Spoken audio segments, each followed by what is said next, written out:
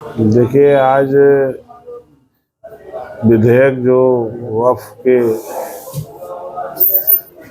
एक विधेयक पास हुआ है संसद में 2025 में। एक ऐतिहासिक कदम था आदरणीय प्रधानमंत्री नरेंद्र मोदी जी का। और ये प्रेस वार्ता इसलिए की गई है कि उस विधेयक के बारे में एक अफवाह फैलाई जा रही थी, जो अफवाह निराधार है। और जो अल्पसंख्यक भाई हैं,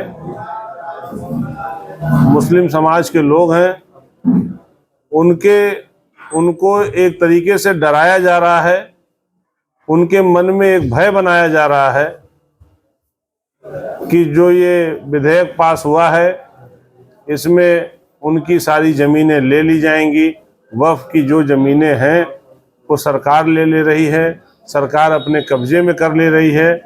इस तरीके की भ्रांतियां जो फैलाई जा रही हैं, उस भ्रांतियों को ख़त्म करने के लिए हम सब प्रेस वार्ता आज रखे हैं। भारतीय जनता पार्टी, क्योंकि सबका साथ सबका विकास के एजेंडे से ये पार्टी काम करती है, और ये भ्रांतियों को रोकने के लिए पूरे देश में, पूरे प्रदेश में एक मुहिम इसकी चली है।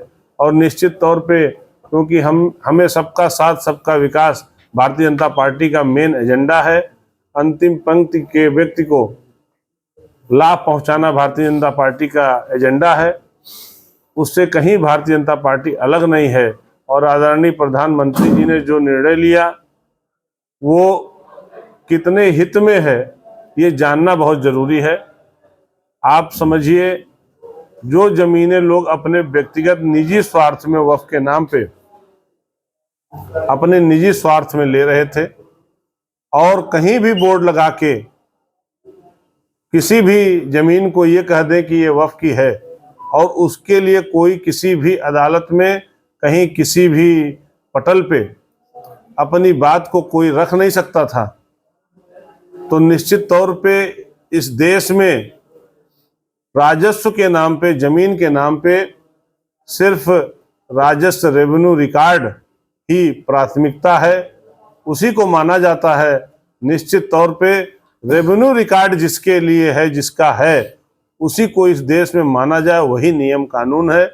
और जो इस तरीके की जमीनें सरकार के पास जानकारी में आएंगी, उस जमीन से सिर्फ और सिर्फ जो जनहित के कार्य हैं, कोई व्यक्ति अपने घर का घर नहीं बनाएगा उस पे, उसके जनहित के कामों में, जैसे विधवा आश्रम, जैसे चिकित्सा, जैसे स्वास्थ्य, ये सारी सुविधाएं जो सब जनमानस के लिए अति महत्वपूर्ण है, ऐसी चीज़ों में उस ज़मीनों का उपयोग किया जाएगा, जिससे अल्पसंख्यक समाज के भी लोगों का, चाहे वो विकास हो शिक्षा का, चाहे वो स्वास्थ्य का, चाहे वो आवास का, चाहे उनके विधवा बुजुर्गों का देख रेख रहन सहन का, इन सारे महत्वपूर्ण विषयों पे उन जमीनों का प्रयोग किया जाएगा। निश्चित तौर पे जो भ्रांतियां फैलाई जा रही हैं, उन भ्रांतियों का कोई मतलब नहीं है।